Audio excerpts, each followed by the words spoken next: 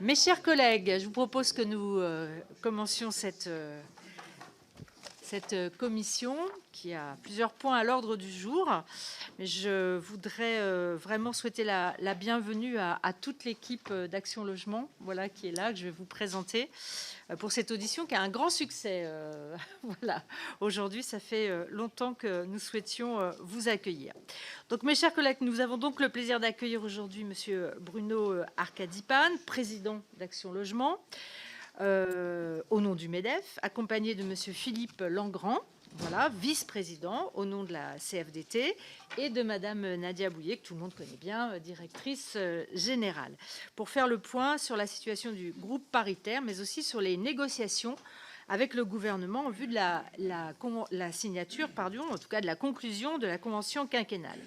Vous savez que notre commission suit avec beaucoup d'attention le devenir du groupe Action Logement, que nous considérons comme un élément central du pacte social d'après-guerre et comme appartenant pratiquement au patrimoine de la nation du fait de son importance dans nos territoires, avec plus d'1 million de logements sociaux. Le groupe Action Logement va fêter cet été ses 70 ans et nous sommes convaincus que l'investissement des entreprises dans le logement des salariés reste d'actualité au moment où la crise du logement s'approfondit et où le pouvoir d'achat est en berne. D'ailleurs, on voit beaucoup d'initiatives d'entreprises qui aujourd'hui, sans passer par le 1%, enfin l'ex 1% logement, construisent directement des logements pour leurs salariés. Ce n'est pas très bon signe. Le président de la République courtise les grands groupes étrangers pour réindustrialiser notre pays. Nous voudrions que, comme nous, il soit soucieux de défendre la première foncière européenne, qui est française, c'est-à-dire Action Logement. Après les craintes des dernières années et le combat que nous avons mené pour faire échec au démantèlement du groupe, n'est-ce pas Valérie et Dominique, cette menace est revenue à travers le classement en administration publique, l'APU dans le jargon, par l'INSEE en août dernier de la filiale Action Logement Service, qui notamment collecte et distribue la participation des employeurs à l'effort de construction, la fameuse PEC. Ce classement, qui pourrait apparaître comme une simple mesure statistique et technique, a en réalité un caractère stratégique, puisqu'elle repose sur le fait que les ressources, tout particulièrement la PEC et les emplois d'ALS, auraient un caractère public et qu'il conviendrait donc de rattacher cette entité à la comptabilité publique selon les normes européennes, aussi bien en termes de prélèvements obligatoires, de dépenses que de dette publique. Or, une APU, sauf exception prévue par la loi, ne peut plus faire que des emprunts de trésorerie sur 12 mois maximum, et Bercy s'immisce dans sa gestion pour garantir l'équilibre des ressources et des emplois, comme dans un ministère. Cela reviendrait donc à détacher ALS du reste du groupe en mettant la PEC et sa gestion sous tutelle directe de l'État et non plus des partenaires sociaux. Face à cette situation, Action Logement a formulé un recours gracieux, vous nous en parlerez certainement, puis un recours contentieux contre la décision du directeur général de l'INSEE. Où en êtes-vous de cette procédure, Monsieur le Président, assez inhabituelle sur un tel sujet? Par ailleurs, le ministre des Comptes publics devrait normalement prendre acte par un arrêté de la décision de l'INSEE en inscrivant ALS sur la liste des organismes divers d'administration centrale. Or, là aussi, à ma connaissance, il ne l'a pas encore fait. Monsieur le Président, vous avez été récemment reçu par Bruno Le Maire. Pouvez-vous nous dire ce qu'il en est ressorti? Parallèlement à ces discussions difficiles, Action Logement est toujours en négociation avec le gouvernement pour la conclusion de la convention quinquennale. Mais alors que les choses semblaient pouvoir se conclure assez rapidement avec le précédent gouvernement, nous avons l'impression de l'extérieur qu'il n'y a plus de calendrier. L'USH attend son pacte de confiance, promis depuis 1 an. Les acteurs de l'immobilier attendent les arbitrages. Et de CNR en conférence des parties, c'est tout un secteur économique qui a l'impression d'être négligé et en tout cas loin des priorités, alors que le logement est le premier poste budgétaire des Français. Qu'en est-il donc de la convention quinquennale, des futurs emplois des ressources du groupe, alors que les lettres de cadrage ont déjà été envoyées en vue du PLF 2024, annonçant 5% d'économie et donc l'idée de ponctionner, j'allais dire, à nouveau Action Logement? Voilà, Madame, Messieurs, des premières questions. Et avant de vous laisser la parole, je tiens à préciser que notre réunion est diffusée en direct sur le site internet du Sénat et relayée par les réseaux sociaux. Monsieur Arkadipan, vous avez la parole. Merci beaucoup, Madame la Présidente. Merci pour vos mots.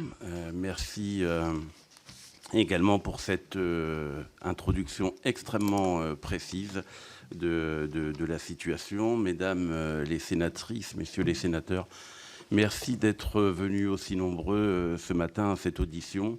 Votre présence montre à quel point la situation est à la fois grave, mais aussi tout l'intérêt que le Sénat, que cette magnifique maison porte à la fois à Action Logement, mais à l'ensemble du monde du logement social, intermédiaire, abordable de façon générale, mais également au monde économique, au monde de la construction notamment, qui passe des moments extrêmement difficiles, un peu comme nous d'ailleurs, pour ne rien vous cacher, et on va y revenir de façon extrêmement précise. Vous l'avez dit, Madame la Présidente, Action Logement a 70 ans. On fêtera le 11 juillet prochain cet événement. J'espère qu'on aura la chance de pouvoir le faire dans des conditions normales, bonnes et de fête, comme il se doit à un moment aussi important d'une vie d'une entreprise. Vous avez évoqué plusieurs des problématiques graves, pour ne pas dire essentielles à la vie et à la survie de certaines de nos filiales. Vous avez cité Action Logement Service, mais ça va bien au-delà de tout ça, et je le dis avec une certaine gravité. Lorsque l'on touche l'établissement financier, le cœur du réacteur, c'est-à-dire le financement du logement social et donc le financement du groupe à travers Action Logement Service, c'est tout le groupe Action Logement que l'on touche. Et c'est la totalité du groupe, de ses 19 000 salariés, de son bilan économique, etc., dans sa globalité, pour près de 100 milliards d'euros d'actifs aujourd'hui, 1 100 000 logements, vous l'avez rappelé également, nous sommes la plus grosse foncière d'Europe, mais nous sommes surtout une structure devenue, depuis quelques années maintenant, extrêmement efficiente. Et si vous le permettez, je vais vous rappeler quand même, en 2 mots, le cheminement de cette institution qui est devenue Action Logement au cours de ces 70 ans, en accentuant évidemment mon propos sur les dernières années. Action Logement est né de l'idée de quelques chefs d'entreprise industriels du Nord de financer les logements de leurs salariés. Il y a plus de 70 ans aujourd'hui, puisqu'on fête là les événements de 53. Mais ça a été c'est une idée qui a démarré un tout petit peu avant. Et c'est une idée que l'État, à l'époque, avait souhaité prendre à son compte. Car l'idée était formidable et elle le reste aujourd'hui. Action Logement est un groupe paritaire, vous l'avez souligné également, mais qui est un groupe extrêmement dynamique dans les faits.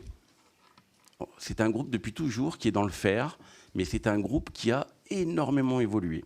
Et depuis 2017, donc je fais un raccourci très rapide parce que le temps nous est compté, depuis 2017, nous avons souhaité réunir toutes les forces vives de la structure dans un groupe qui puise sa source sur les territoires, qui continue à puiser toutes ses sources, c'est-à-dire pas que la source financière, et c'est peut-être le message que nous sommes venus vraiment partager avec vous ce matin, même si nombre d'entre vous le savent, mais nous sommes le groupe le plus territorialisé, pas que du logement, le groupe d'investissement territorial le plus important, mais également le plus proche des territoires.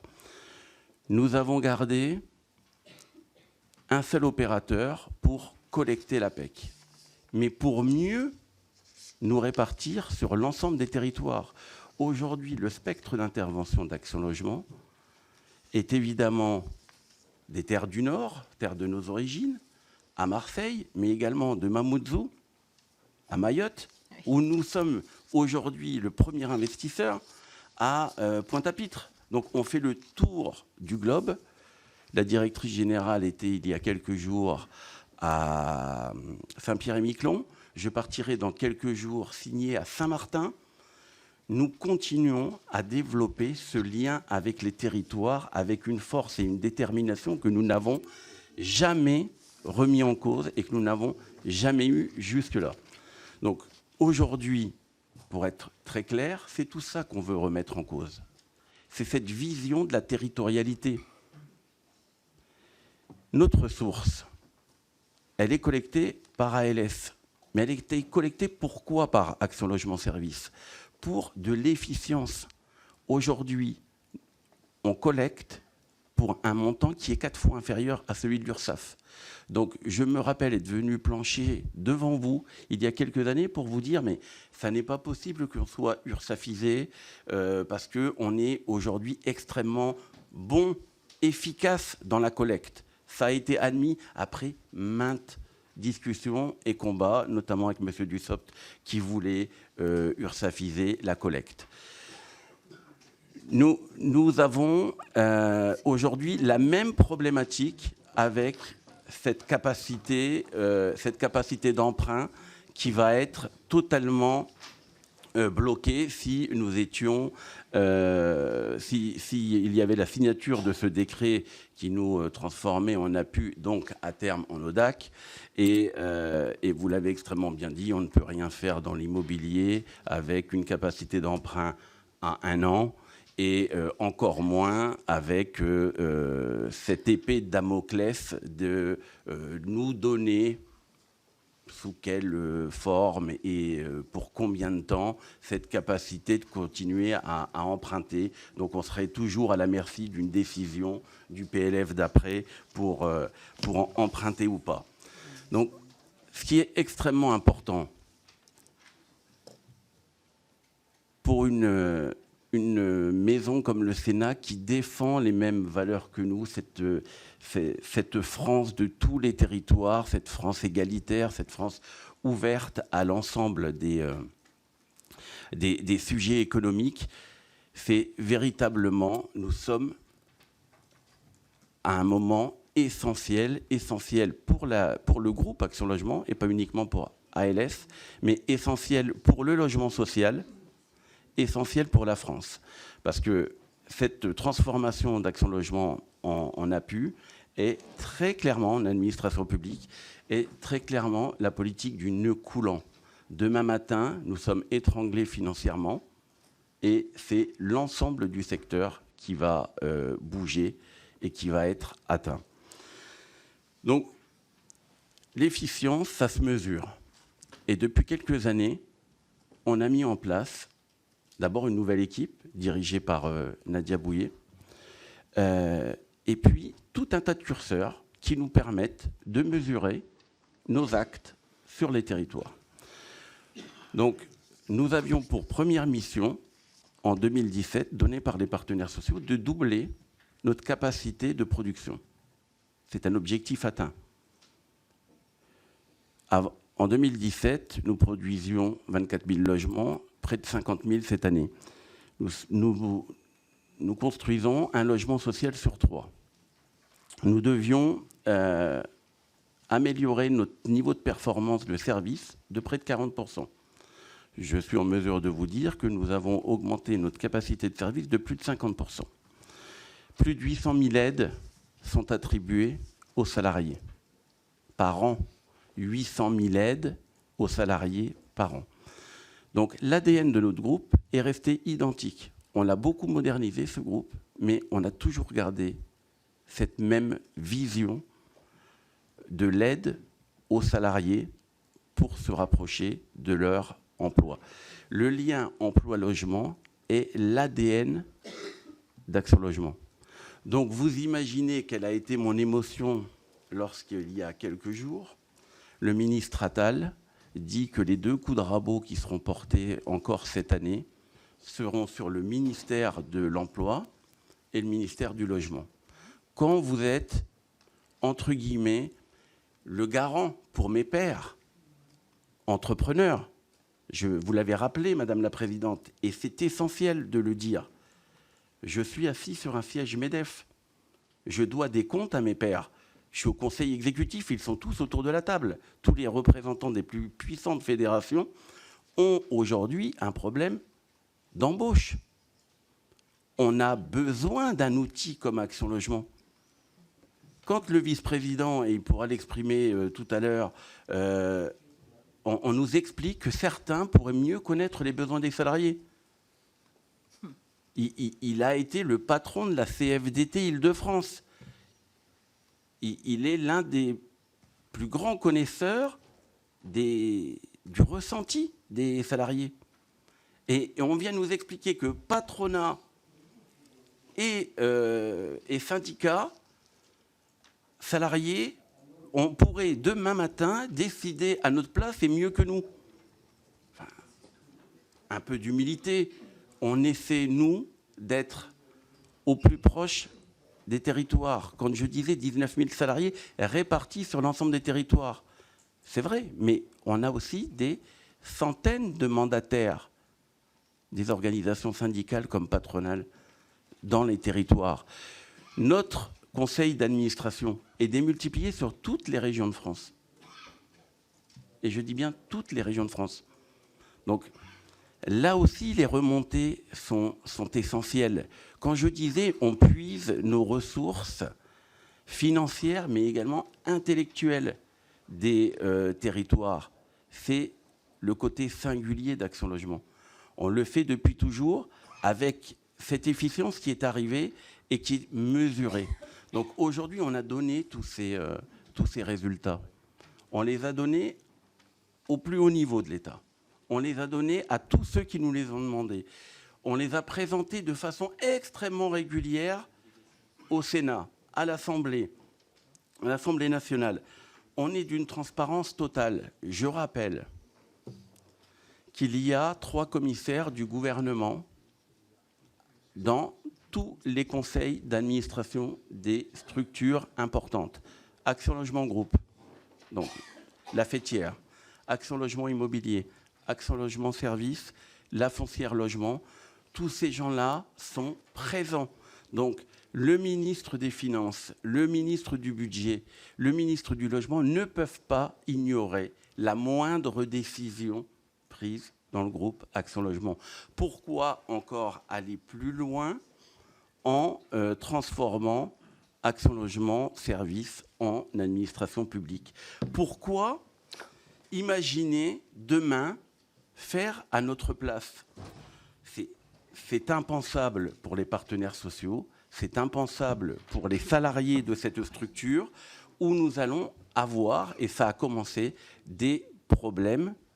Vous imaginez la déstabilisation auprès des 19 000 salariés qui, tous les jours, voient dans la presse, entendent à la radio ou voient à la télévision les problématiques s'exposer comme ça par tout le monde. C'est ultra anxiogène pour les 19 000 salariés. Et mettez-vous à la place des entreprises qui, aujourd'hui, n'arrivent plus à recruter. Moi, je veux bien que tout le monde soit pour la réindustrialisation de la France. On va y aider. Mais attaquer Action Logement, ça veut dire quoi? Ça veut dire que si demain matin, on ne signait pas de convention avec l'État, si cette NCQ était une fois de plus reportée, si on l'a décalée, que se passe-t-il sur Visale, où nous allons signer dans les jours qui viennent le 1 000e passeport Visale? Certaines d'entre vous étaient déjà là quand on a créé Visale. Et on nous disait, mais pourquoi ça marche pas? Pourquoi ça décolle pas Visale? On fait un métier de temps long. On a besoin d'années pour mettre en place, à la fois pour la construction, mais pour que les produits soient bien compris par notre population. Aujourd'hui, 1 million de Visale. Même le chef de l'État a dit que c'était un produit formidable, etc. Notre ambition dans la convention quinquennale que nous avons posée sur la table depuis bientôt 1 an, notre ambition, c'est de doubler 2 millions de Visale demain matin, 2 millions de jeunes salariés, d'étudiants qui sont garantis par Action Logement pour intégrer leur futur logement. Voilà ce qu'on a proposé. On a proposé de continuer à développer notre capacité à faire, à construire. Au moment où, on le voit bien, le marché de la construction va prendre un mur et il ne se passe rien. Donc aujourd'hui, ce que je suis venu vous demander, ce que nous sommes venus vous dire et vous demander, c'est une fois de plus votre soutien. Continuez à nous donner le droit de faire notre métier. Quand on n'a plus les moyens demain matin de soutenir la mobilité, qu'allons-nous dire aux chefs d'entreprise, mais également aux salariés qui veulent déménager ou prendre un emploi un peu plus loin? Un salarié sur deux, aujourd'hui, en mobilité, refuse un emploi s'il n'a pas de logement. Donc, comment allons-nous faire ? On veut nous obliger à avoir un budget qui est quasiment dédié ou en très grande partie au soutien des politiques nationales. On n'a attendu personne, excusez-moi, mais on n'a attendu personne pour soutenir les politiques nationales. On est le premier acteur et financeur de l'ANRU depuis le premier jour. Et aujourd'hui, on nous dit encore plus. C'est ce qu'on nous dira demain. On a une réunion demain. On va nous dire encore plus à l'ANRU, encore plus au FNAP. Mais Action Logement, ça ne peut pas être un distributeur automatique. Vous voyez, on y va, on met la carte et on tire de l'oseille. Ça, c'est juste pas possible. On a des milliers de salariés qui travaillent au service des salariés.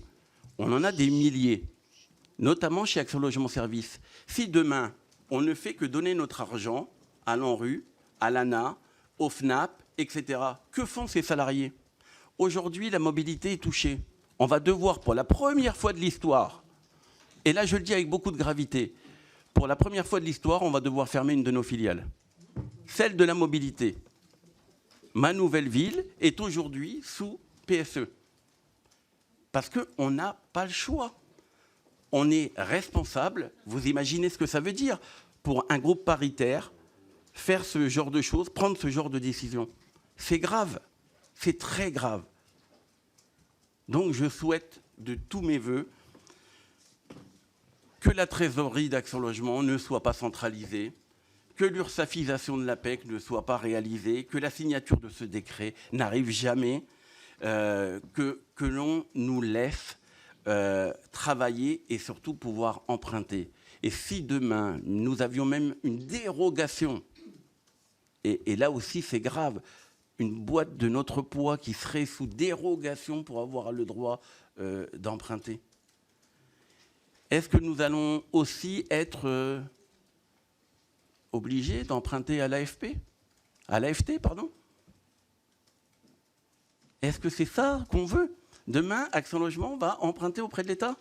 Enfin, je ne sais pas si c'est ce que vous souhaitez. Mais en tout cas, les partenaires sociaux, tous à l'unanimité, les 7 partenaires sociaux de ce pays sont vent debout contre. Ils ont tous écrit, ils ont tous réagi de façon publique pour le faire. Donc, je crois, et j'en aurais fini, que l'antagonisme qu'il peut y avoir entre certaines décisions, prises de position et tout ce qu'on a fait avant, on applaudit les salariés de première ligne, les caissières de Carrefour, les gens de la santé, etc., etc. Mais si demain on n'est plus en capacité de les loger, comment allons-nous faire ? Je vois mon amie Marie-Noël dans le fond de la salle. Quand j'annonce que nous sommes prêts à aider l'accession à la propriété et à baisser le taux à 1%, évidemment que je ne fais pas plaisir à mes pairs du monde bancaire ou autres, mais c'est nécessaire. Aider l'accession à la propriété. Il faut sortir les meilleurs d'entre nous du parc social pour pouvoir intégrer d'autres populations. Voilà, et aujourd'hui, on n'arrive plus à loger les gens. Il faut plus de 8 ans pour avoir un logement social à Paris. Comment c'est possible ? Comment en est-on arrivé là ? Voilà, le fichier FNE, qui est le fichier des demandeurs de logements sociaux, il pointait à 1 400 000 personnes en 2017. Aujourd'hui, 2,4 millions. On prend plus de 100 000 personnes par an. Et on veut nous empêcher. C'est pas possible. Donc voilà, j'en ai fini. Ce cri du cœur. Mais en tout cas, je répondrai évidemment, nous répondrons à l'ensemble des questions. Voilà, j'ai dû oublier plein de choses, mais je pense que Philippe va compléter. Merci, Monsieur le Président. Je vais vous donner la parole, Monsieur Langrand, parce que le cri du cœur du Président doit être accompagné aussi voilà, du vôtre, j'imagine. Merci, Madame la Présidente. Je ne sais pas, Bruno, si tu as oublié beaucoup de choses. Pour être honnête, je ne crois pas. D'abord, vous remercier pour l'invitation et merci de nous écouter et de nous entendre ce matin. Merci aussi, Madame la Présidente, pour vos propos introductifs qui correspondent bien d'ailleurs à ce que nous vivons. J'ai écouté avec intérêt votre introduction. Que puis-je ajouter au propos du Président ? Dire déjà que, mais vous l'avez indiqué tous les deux, c'est l'année des 70 ans du 1% logement de ce groupe. Et pour être tout à fait honnête avec vous, j'aurais préféré qu'on fête ces 70 ans dans une autre situation, dans un autre contexte. Mais la situation, vous la connaissez, malheureusement, c'est celle-ci et il faut qu'on y fasse face. Ce groupe d'Action Logement, qui est une entreprise d'économie sociale et solidaire, d'utilité sociale, je pense qu'il est toujours bon de le rappeler. Il est atypique à plus d'un titre, mais je pense qu'il faut mettre l'accent, et le Président l'a fait, sur le fait que ce groupe soit paritaire, soit totalement paritaire. Et des groupes paritaires, d'ailleurs, il n'y en a plus tant que ça dans notre pays. Il y en avait beaucoup plus auparavant. Et ce groupe paritaire, il faut bien avoir en tête qu'il a essayé d'épouser son temps, d'épouser son époque. Et il n'est pas resté les bras croisés ces dernières années. Il s'est profondément réformé. Le Président l'a dit également. Il s'est réformé pour être plus efficient, pour être plus efficace, pour avoir des résultats, et des résultats au bénéfice de trois grands acteurs que sont les entreprises, les salariés et les territoires. Et force est de constater que les résultats sont au rendez-vous. Je pense que si on faisait même encore à aujourd'hui un arrêt sur image, on verrait, malgré toutes les péripéties politiques que rencontre notre groupe depuis plus d'un an maintenant, eh bien on a toutes nos équipes qui sont sur le pont et qui ont des résultats. Ces résultats, ils sont tant en termes immobiliers. Le parc aujourd'hui, c'est 1 200 000 logements. C'est du logement social, très social, du logement intermédiaire. C'est aussi un engagement très fort en matière de rénovation énergétique. Et on sait tous que c'est la priorité aujourd'hui avec la construction, mais la rénovation énergétique est la priorité d'aujourd'hui, mais aussi de demain, avec tout ce qui nous attend. Et je pense que ce groupe est moteur. Il est leader là-dessus. Je pense qu'il est bon de le rappeler. Et puis, ces dernières années, c'est un tiers de la production du logement social. Et c'est aussi des services. Là aussi, le Président l'a rappelé, plus de 800 000 services aux salariés, divers et variés. Et je peux vous dire que, en tant que syndicaliste, quand on rencontre les salariés, quand on rencontre nos militants, nos adhérents, mais plus globalement les salariés, aujourd'hui, Action Logement, ça parle. Ça parle parce que c'est énormément de services qui sont accordés. Alors, on a parlé de Visal. Il y a l'accession sociale à la propriété, il y a les aides diverses et variées. On a mis en place un dispositif d'aide aux impayés de loyer après le Covid. On a mis un fonds énergie en place. Donc vous pouvez imaginer l'aide que ça peut apporter aux salariés. Donc ce groupe, il est moteur à la fois sur l'immobilier, mais aussi sur la notion de service. Alors vous nous posiez la question, Madame la Présidente, où en est-on aujourd'hui ? Ce serait très long et compliqué de résumer, mais ça fait plus d'un an que ça dure. Ce n'est pas quelques mois ou quelques semaines, ça fait plus d'un an. Parce qu'il faut avoir en tête que normalement, la NCQ devrait être mise en œuvre depuis le 1er janvier de cette année. Donc vous voyez qu'on est fin mai et c'est toujours pas fait. Il faut redire quand même qu'au printemps de l'année dernière, il y a eu un gros travail de l'ensemble des partenaires sociaux. Je le dis parce que c'est pas de l'imaginaire, les partenaires sociaux. Hein. c'est du vrai débat, c'est une vraie confrontation. Il y a les 5 organisations syndicales représentatives, il y a les 2 organisations patronales que sont MEDEF et CPME. Tout ce petit monde, il peut avoir des visions différentes, divergentes, et c'est normal, parce que c'est aussi la démocratie. Et j'insiste sur ce point parce que ce groupe, c'est aussi faire fonctionner la démocratie. Bien évidemment que Bruno et moi, on ne pense pas la même chose sur un certain nombre de sujets. Mais la force de ce groupe, c'est que l'ensemble des acteurs se mettent autour de la table et construisent des compromis. Et la culture du compromis, elle est hyper importante. Et moi, je regrette très sincèrement que ce gouvernement, aujourd'hui, il a un peu perdu cette culture du compromis. Et je pense qu'on est au cœur, quand je dis ça, je pense qu'on est au cœur des difficultés que nous rencontrons. Ce n'est pas que de la technique, hein. Ce n'est pas que d'un côté on veut 100 et de l'autre on veut 200. C'est quel compromis on trouve. Et les partenaires sociaux, ils les trouvent au sein d'Action Logement. Je pense que ça, il faut vraiment le mettre en avant. Et pourquoi on les trouve? Parce qu'on arrive à dépasser nos différences, parce que les enjeux sont tels, ils ont été rappelés. Derrière, c'est l'emploi, c'est le logement et c'est l'avenir de nos territoires. Ben, si on n'arrive pas à trouver des compromis ensemble pour de tels enjeux, je pense qu'on a des soucis à se faire. Je vous le dis comme je le pense. Hein. Alors, une fois que les partenaires sociaux ont eu trouvé cet accord, on a porté, et c'est un peu notre boulot au président et à moi-même, de porter ces propositions auprès de l'État. Bien. Il me semble qu'avec les ministres concernés, c'est-à-dire M. Béchu et M. Klein, l'accord était globalement trouvé. C'est un accord équilibré, je le dis, c'est le terme que j'utilise, un accord équilibré qui a été trouvé. Pourquoi équilibré? Parce qu'il faut quand même rappeler aussi qu'on a fait de gros efforts de notre côté, c'est-à-dire qu'on a baissé énormément nos emplois. Et quand on baisse nos emplois, ça veut dire moins de salariés aidés. Hein, donc, il faut avoir en tête que 300 millions de ponctions, c'est 25 000 salariés qui n'auront pas d'aide derrière. Enfin, tout ça, c'est du concret. Hein. C'est pas que des chiffres, c'est pas que des tableaux Excel, comme on dit parfois. Derrière, il y a la vraie vie. Hein, et dans la vraie vie, c'est des entreprises, c'est des territoires et c'est des salariés. Donc, on a baissé nos emplois et en aucun cas on a touché aux politiques publiques. Elles ont même plutôt tendance, notre participation aux politiques publiques à augmenter. Pourquoi pas d'ailleurs? Ça aussi, c'est un débat, je ne sais pas si on aura le temps de l'ouvrir ici, mais je pense que c'est nécessaire, voire indispensable, que notre groupe participe pleinement aux politiques publiques. Et d'ailleurs, il le fait. Et le président l'a rappelé, que ce soit l'ANRU, que ce soit ACV ou sur d'autres dispositifs. Je pense aussi que, notamment en termes de mixité sociale, on a un rôle important à jouer, de faire en sorte que les salariés retrouvent des quartiers, retrouvent des villes, et ça participe de cela. Alors aujourd'hui, ça coince sur les aspects qui ont été mentionnés. Ça coince sur l'APU, et d'ailleurs vous nous posiez la question. Ça coince sur le niveau d'endettement qui nous serait autorisé, et éventuellement aussi sur une augmentation supplémentaire des politiques publiques.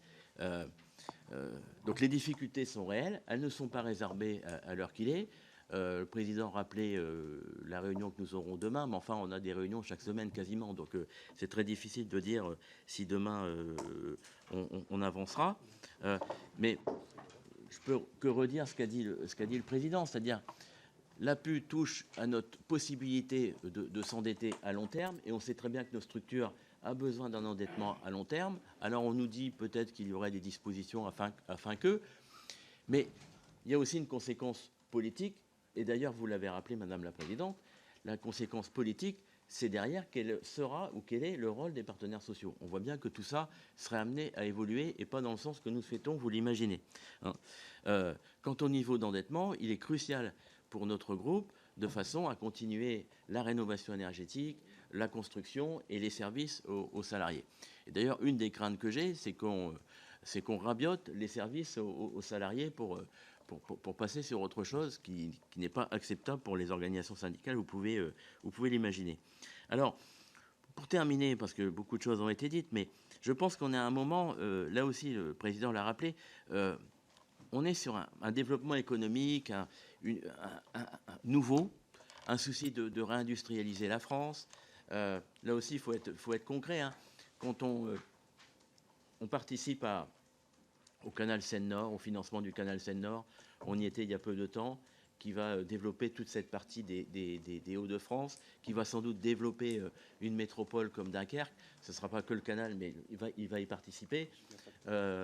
Derrière, c'est des entreprises, c'est un territoire qui revit, espérons-le, et c'est des emplois. Ces emplois, ces salariés, on va les loger où, comment et avec qui. Donc, là encore, le rôle d'un opérateur comme Action Logement, il est essentiel. Et d'ailleurs, les élus locaux ont bien conscience de cela, que ce soit Région de France, que ce soit les élus territoriaux, les collectivités territoriales. Tout le monde attend de nous une participation et on est prêt à jouer cette participation parce qu'on a bien conscience que les enjeux sont énormes, que le logement est en crise, vous le savez comme nous, et qu'on est en capacité, pas seul, mais on est en capacité aujourd'hui d'être un acteur efficace et efficient pour répondre à la fois à la crise du logement, mais pour répondre aussi aux objectifs en termes de développement économique, de rénovation énergétique, etc. Donc, moi, très franchement, je m'arrêterai là-dessus. Bien sûr qu'on défend, Bruno et moi, et l'ensemble des partenaires sociaux, on est tous des bénévoles dans cette histoire. Et d'ailleurs, pas que nous. Il y a des centaines de bénévoles qui œuvrent sur les territoires au quotidien. Et bien évidemment qu'on défend, on défend notre groupe, on défend le 1%, on défend Action Logement. Mais je pense qu'aujourd'hui, c'est plus que ça. C'est-à-dire qu'on défend aussi, on sait qu'en défendant le groupe, on défend aussi la question du logement et la question, la spécificité aussi du logement et notamment du logement social à la française. Et je pense que ça, c'est hyper aussi important dans la période que nous traversons. Donc je m'arrêterai là. Vous voyez que nous sommes, bien sûr, le contexte est difficile, mais nous sommes des acteurs déterminés, avec des objectifs précis. On ne vit pas sur la Lune. Les propositions qu'on fait, elles sont complètement efficientes. Et on continue, et je peux vous dire qu'on continuera de les défendre dans les jours et les semaines qui viennent. Et bien évidemment, on espère avoir votre soutien. Voilà, merci encore. Merci beaucoup, Monsieur le Vice-président. Je vais laisser la parole à mes collègues. On va commencer par Dominique Estrosi-Sassone, puis Valérie Létard. Merci beaucoup, Madame la Présidente, Monsieur le Président, Monsieur le Vice-président, merci pour ces interventions.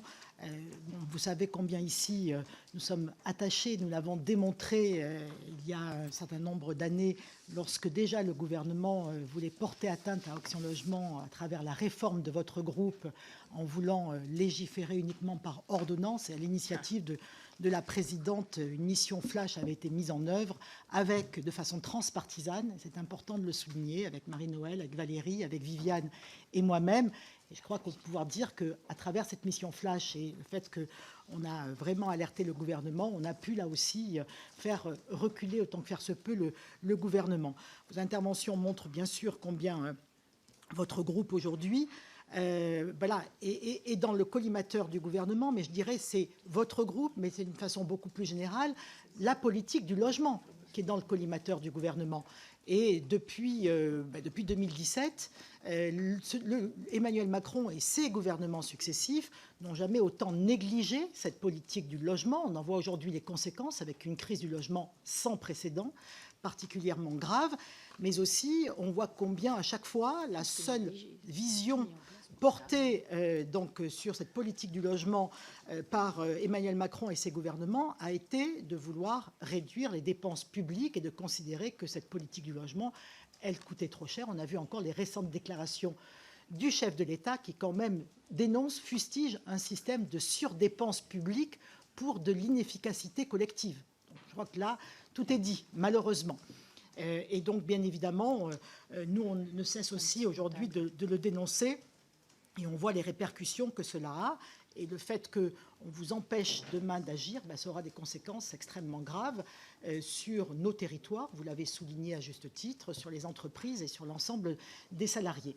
Donc moi, je voudrais bien sûr revenir sur trois sujets plus particulièrement, celui de la crise du logement, que donc ces derniers temps, beaucoup de coupures de presse, beaucoup de réactions ont été donc mises en avant sur cette crise du logement, et en particulier une intervention qui a été remarquée, celle du président Geoffroy Roux de Bézieux il y a quelques semaines à ce sujet.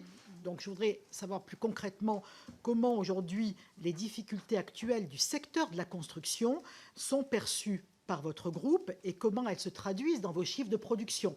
Vous avez cité, Monsieur le Président, 50 000 logements cette année par rapport à ce qui était donc prévu par rapport à 2017. Mais voilà, comment cela se traduit dans vos chiffres de production, et savoir aussi si, comme cela s'est fait lors de la crise sanitaire, votre filiale ALG sera à même de jouer un rôle contracyclique, comme va le faire CDC Habitat, ou si, malheureusement, votre groupe sera empêché par l'absence de convention quinquennale et de visibilité sur ses ressources. Concernant la rénovation énergétique, vous y avez fait référence l'un comme l'autre. Vous savez qu'il y a au Sénat aujourd'hui une commission d'enquête sur l'efficacité des politiques publiques en matière de rénovation énergétique que j'ai l'honneur de présider. Je voudrais savoir quelle est la vision de votre groupe. Nous avons, dans le cadre de cette commission d'enquête, fait des déplacements et nous sommes allés dans l'Isère ou à l'île d'Abo. Nous avons visité un chantier qui est mené par l'une de vos filiales, dont les coûts de rénovation énergétique par logement étaient supérieurs à 60 000 € par logement.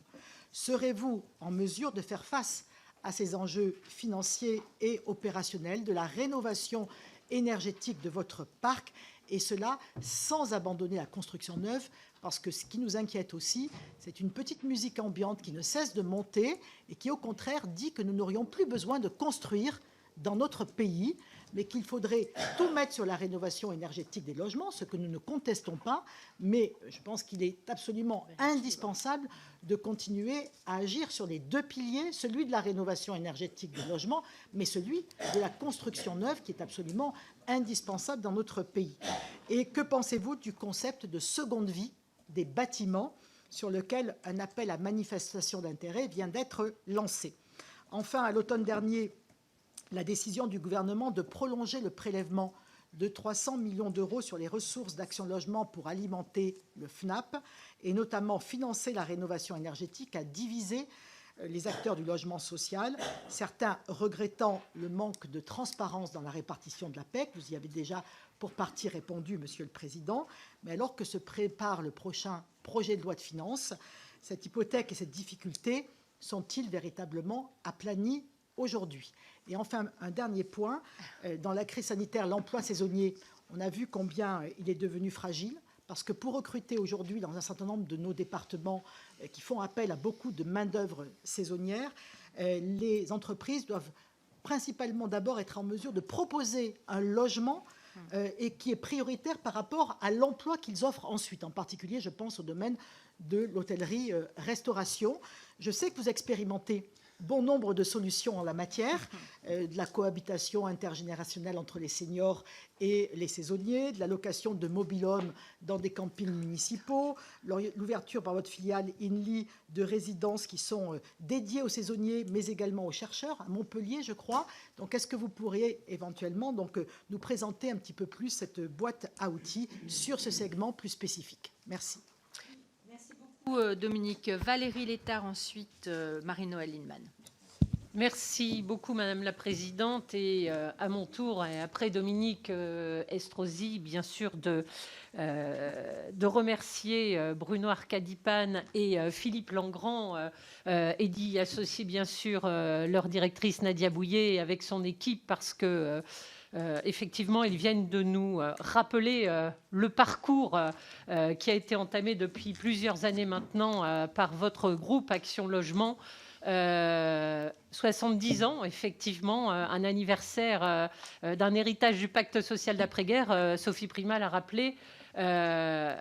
C'est des années, des décennies de construction collective, d'intelligence collective entre l'État, les politiques du logement et le monde du paritarisme. C'est un héritage, à mon sens, qu'il faut protéger. Les corps intermédiaires montrent toute leur nécessité au travers du travail qui est mené. Et il me semble que vous avez rappelé aussi un point qui est essentiel. C'est quoi votre cœur de métier? C'est quoi votre mission? Ce sont les entreprises, c'est les salariés. et ce sont les territoires, parce qu'effectivement, c'est dans les territoires et au plus proche des territoires, avec les acteurs économiques et avec les élus, qu'il faut agir au quotidien. Dans un moment, et vous l'avez dit aussi les uns et les autres, où on est en train d'engager une profonde mutation économique, une profonde mutation aussi climatique, qui nécessite qu'on réinvente un modèle de financement pour accompagner la rénovation thermique des logements, pour accompagner des constructions plus économes. Et vous êtes des opérateurs, et vous l'avez montré, intéressants, de par leur puissance de feu, de par leur expérience. Et ça, c'est important. Et vous êtes évidemment des acteurs, qui ont montré aussi combien le chemin a été parcouru pour montrer que le paritarisme, son organisation au plus proche des territoires, peut répondre à des besoins de crise, à des besoins immédiats, importants, avec efficacité en tout point du territoire. Alors j'étais présente à Dunkerque il y a quelques jours de ça. Et le président lui-même de la République a rappelé quoi ? Bon, d'abord, l'énormité du projet, de la nécessité de l'industrie verte, de la transition industrielle, créer des usines à batterie pour avoir des véhicules propres, créer des EPR, et que tout ça allait évidemment amener des besoins en logement, en nouveaux salariés qui vont arriver avec leur famille. C'est 20 000 logements qu'il va falloir créer en 3 à 5 ans dans ce territoire. Parce qu'il y a les emplois directs, il y a les emplois induits, il y a tous les services qui vont être créés autour. C'est un territoire. Sur la seule région des Hauts-de-France, nous avons 4 projets de gigafactory immédiats, d'ores et déjà lancés. Vous imaginez les besoins. On avait une réunion sur le zéro artificialisation nette juste avant celle-ci, qui aborde un autre sujet tout aussi essentiel quand on parle de comment avancer sur ces questions. D'abord rénover les logements, d'abord aller sur les friches, mais on ne sait pas que ça ne sera pas suffisant. Mais surtout, quand on parle ici d'un opérateur dont le cœur, l'ADN est le logement des salariés, les services rendus aux salariés, imaginez qu'on puisse mettre en fragilité, classer en APU, un organisme qui a besoin de marge de manœuvre financière, non pas pour faire n'importe quoi. Tout a été redressé depuis des années. Tout a été fait, effectivement, pour que les choses aillent mieux. Alors, je me permets de dire ça parce que Dominique l'a dit, il y a des années qu'on s'est penché sur la question d'Action Logement, dont on s'interrogeait sur l'efficience, l'efficacité, l'utilité. Ni l'une ni l'autre, ni aucune d'entre nous n'ont d'action dans ce groupe ou d'intérêt particulier. Simplement, c'est un opérateur parmi d'autres, l'USH, les organismes de logements sociaux, qui concourent à une politique du logement à la française, vous l'avez dit, logement et logement social. Ce qui me choque, ce qui me gêne, et je témoigne toujours fortement sur ces questions parce qu'on les a abordées avec détermination et collectivement avec Marie-Noëlle, Viviane, Dominique depuis des années. Ce qui me choque, c'est que aujourd'hui, le gouvernement en vient à pratiquement opposer les univers du logement. Pourquoi ? Pour régler un problème budgétaire qui est, pour accompagner les attentes d'un secteur, tel que le logement social par exemple, il faut aller effectivement trouver des économies et des marges de manœuvre, et on va les chercher dans un autre univers du logement. Or, on a besoin non pas effectivement de réduire les capacités budgétaires globales et rassemblées de tous les secteurs du logement, on a besoin que l'État remette toute sa part. Certes, l'État a besoin de faire des économies budgétaires et de réduire les dépenses publiques, mais vous l'avez dit, Monsieur Attal, effectivement, a choisi de remettre une fois de plus sur le devant de la scène comme étant la variable d'ajustement budgétaire du projet de loi de finances prochain, l'emploi et le logement. Est-ce bien raisonnable ? Action Logement est un opérateur qui mobilise de l'argent du paritarisme pour le logement. Si demain on met en difficulté ou on remet effectivement comme structure pilotée par l'État, administration publique, un opérateur comme Action Logement, ce sera pour quoi faire ? Comment les moyens vont être mobilisés ? Comment ça sera fait avec les représentants des salariés, avec les territoires ? On peut se le demander. Moi, aujourd'hui, ce n'est pas une critique du gouvernement que je souhaite aborder. C'est juste que le gouvernement mette des moyens supplémentaires, mais n'aille pas faire les poches à un secteur du logement pour abonder ce qu'il ne souhaite pas mettre dans un autre secteur du logement. Je le dis fortement parce qu'au moment où on est en crise, opposer ces univers. Mais des salariés précaires, il y en a combien qui vont avoir besoin de financement du logement des salariés? Donc voilà, mon message est fort, mais vous l'avez dit, le ministre Béchu et le ministre Klein ont travaillé la copie avec vous. Elle est prête à être signée. Eh bien maintenant, on attend que le gouvernement, le président de la République, la première ministre, le ministre du budget entendent qu'il est temps de signer la convention quinquennale et qu'il est temps de remettre les moyens dans le secteur du logement et de laisser Action Logement faire son travail remarquablement. Voilà, avec engagement, Valérie. Marie-Noëlle Lienemann. Oui, chers collègues. Et ensuite Jean-Baptiste. Après ces plaidoyers, permettez-moi d'y ajouter ma pierre, peut-être avec un certain nombre de nuances, en tout cas d'exigences pour l'avenir, si on veut préserver justement cet outil paritaire. Il ne vous aura pas échappé que depuis pas mal d'années, et surtout depuis l'arrivée de M. Macron, toutes les structures paritaires ont été les unes après les autres désossées, remises en cause. Or, pour moi, ça fait partie d'un ADN du modèle français issu de l'après-guerre et qui avait quand même marqué son efficacité dans bien des domaines. Si, oui, d'accord, mais je ne suis pas devant. Donc, je pense qu'il faut qu'on s'arc-boute pour conserver ce modèle. D'autant plus que chacun sait ici que ce n'est pas piloté depuis Bercy qu'on aura de l'usage de ces fonds mieux adapté ni à l'intérêt général de la nation, ni à nos territoires. On connaît dans bien des exemples l'inefficacité et le côté tellement financiarisé de la vision que ce n'est plus l'objectif qui est le cœur de cible, mais de faire des économies, j'y reviendrai après. En revanche, j'ai une préoccupation qui est que, qu'on le veuille ou non, et ça me paraît indubitable, le financement d'Action Logement se fait par un prélèvement obligatoire.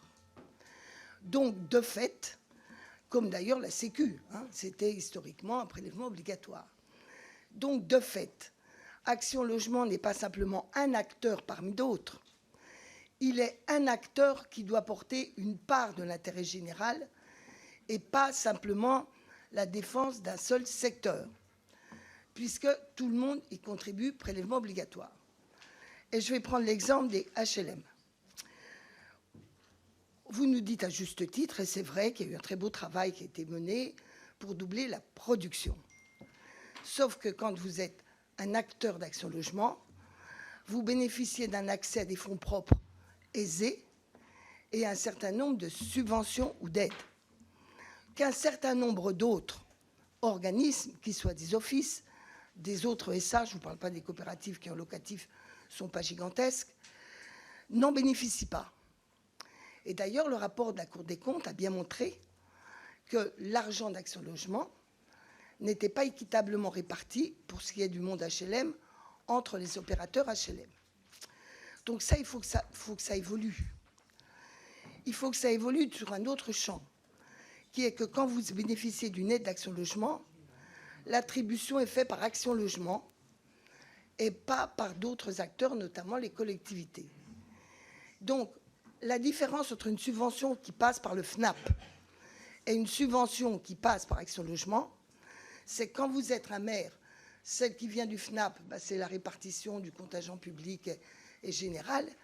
Quand vous êtes financé par Action Logement, c'est Action Logement qui décide de l'attribution pour une part renforcée.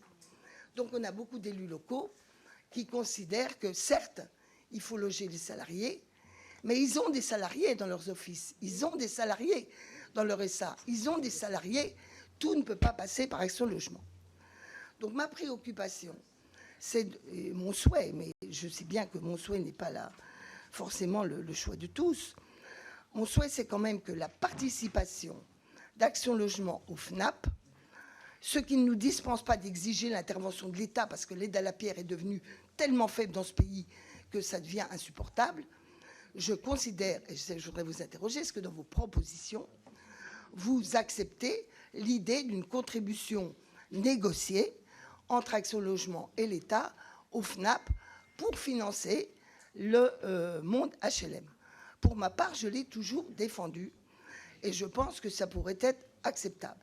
Alors, je ne vais pas être trop longue parce que je sais qu'il y a d'autres secteurs, comme l'ANRU. Je rappelle que Jean-Louis Borloo, quand il a créé l'ANRU, avait mis dans le texte créateur la parité entre l'intervention d'Action Logement et celle de l'État. Si l'État remettait sa somme paritaire, Action Logement pourrait remettre au FNAP. On voit bien que...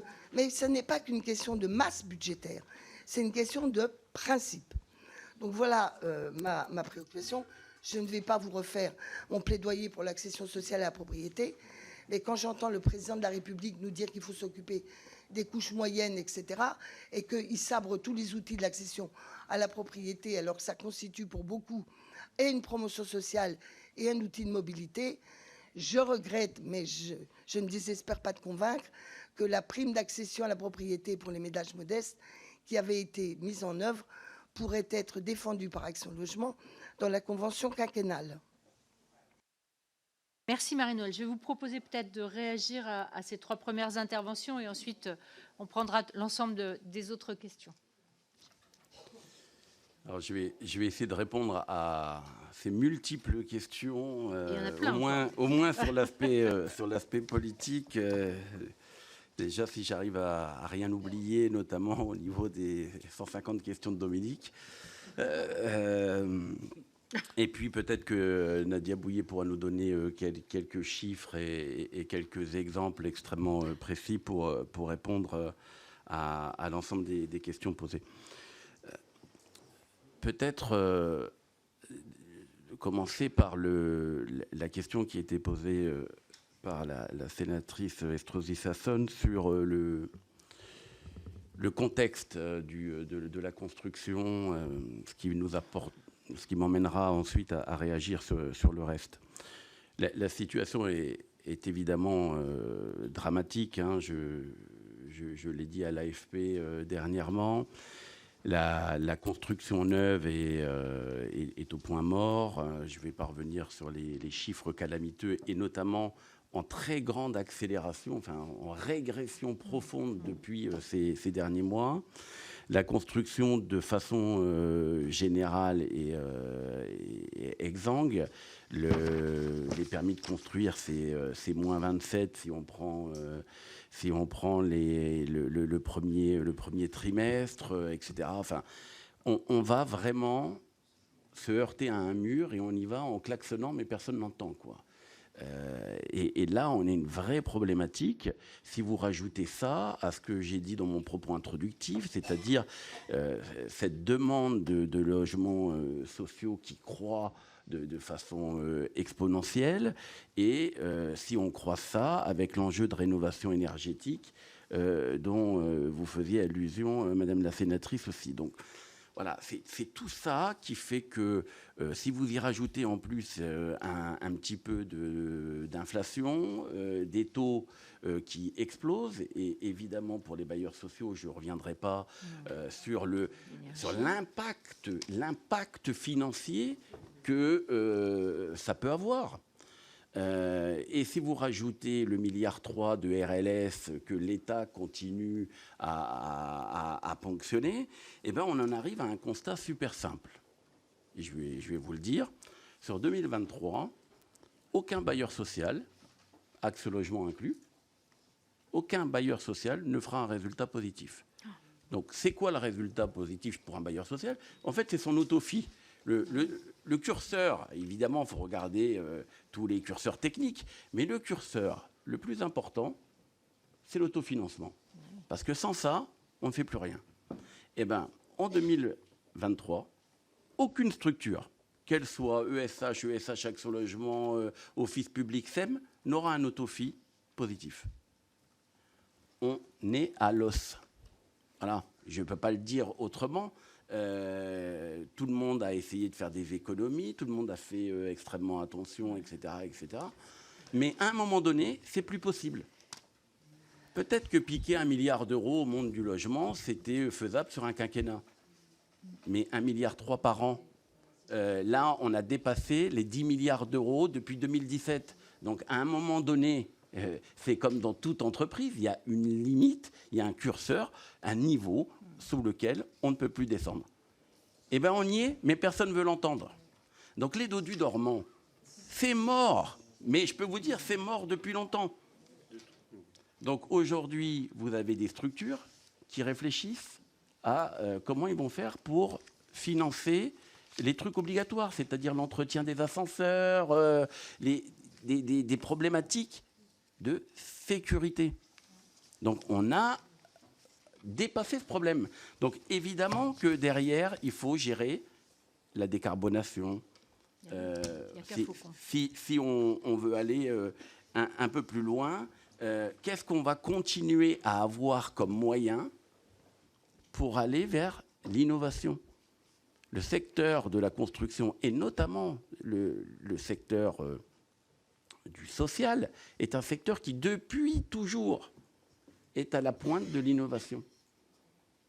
Si on n'a plus les moyens de faire ça, ça va être très compliqué d'aller vers les obligations que nous avons. Bien sûr qu'il faut décarboner. Bien sûr qu'on doit mettre en place le ZAN partout, sur tous les territoires, etc., etc.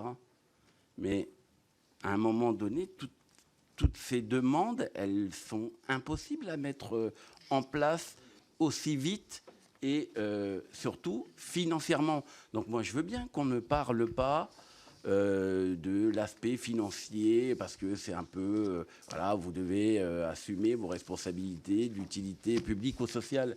Mais pour ça, on a besoin de ressources et de moyens. Donc, ce qui m'emmène à la ressource. Donc, c'est là où on a un tout petit, une petite distorsion entre Marie-Noëlle et nous. La PEC, ça n'est pas un prélèvement obligatoire. C'est un CVO.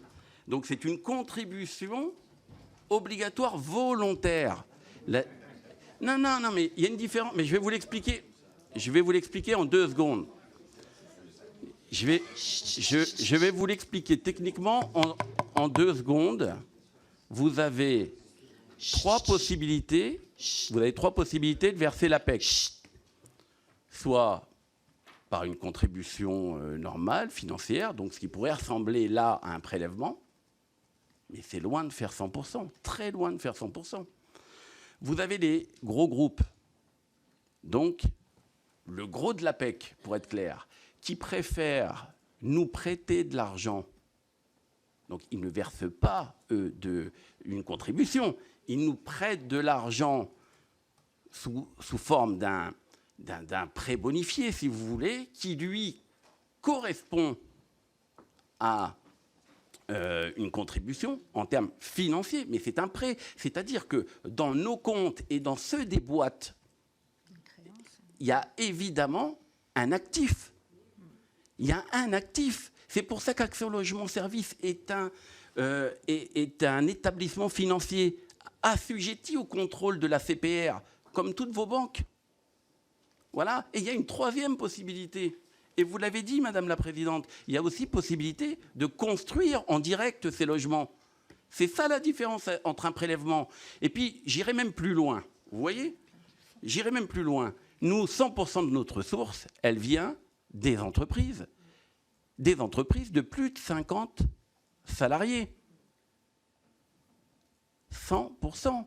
On n'a pas d'argent qui tombe du ciel. C'est les entreprises qui décident. Si demain, ces dernières donnaient pour mandat au futur président du MEDEF d'aller voir le ministre des Finances et de renégocier ça à la baisse ou à la hausse, etc., etc. Là, ce n'est pas l'État qui décide, c'est un prélèvement, c'est une discussion. On n'est pas dans le cadre d'un prélèvement, c'est une négociation. Donc moi, ce qui me fait très peur, c'est qu'à force de jouer avec la PEC, ce qui me fait très peur, c'est qu'à un moment donné, on fatigue aussi ces très gros contributeurs. On parle de dizaines de millions d'euros pour certaines structures de contribution, donc de centaines de millions de prêts pour celles qui font des prêts. Et si demain on devait arrêter les actifs de ces entreprises, que deviennent-ils ? On va demander à des entreprises françaises de détruire une partie de leur bilan.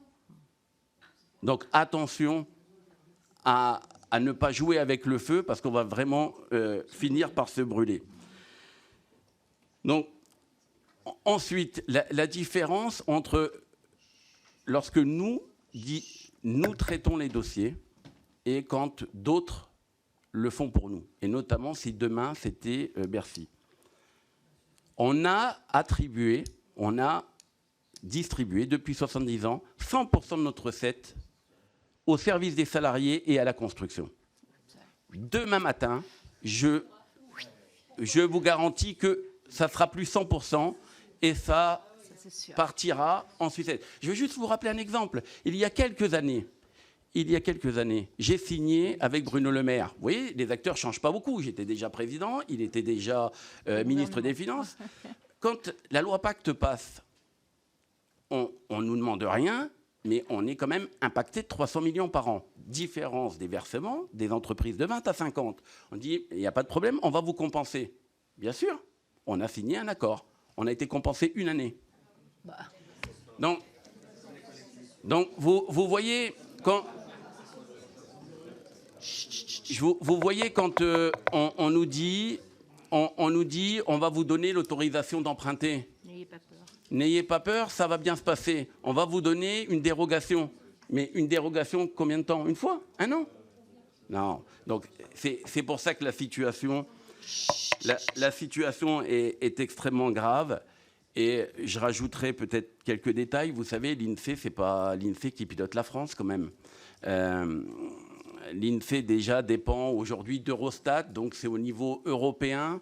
Et je rappellerai un truc très simple. Ni le ministre des Finances, ni le ministre du Budget n'a de compétences liées avec ce sujet. Donc ça n'est pas une obligation de signer. Et puis, pour finir, il y a plein de moyens de redonner du souffle à ce secteur économique. Vous voyez, j'ose dire qu'on est un secteur économique. Une baisse de la RLS pourrait très bien financer un bout du FNAP et un bout de l'ANRU. Pourquoi toujours venir taper sur les mêmes? Action Logement pourrait bénéficier de 100% de sa ressource et l'État reprendre les manettes, remettre de l'argent au pot à l'ANRU, remettre de l'argent au pot au FNAP, chacun dans son rôle et chacun avec ses compétences. Voilà, peut-être que Nadia, tu veux t'exprimer sur les saisonniers, mais c'est un sujet qui nous tient à cœur partout. On a rencontré tout le monde sur les territoires pour savoir comment nous pouvions faire. J'étais encore avec Bruno Retailleau sur son territoire de Vendée pour voir un constructeur de logements que l'on pourra déplacer et qui vont là aussi apporter des solutions au territoire. Et juste pour finir, les gigafactories du Dunkerquois et le canal Seine-Nord, là aussi, Philippe Langrand l'a souligné, mais là aussi, c'est démentiel. C'est des dizaines de milliers de salariés qui arrivent sur des territoires qui n'ont rien pour les accueillir.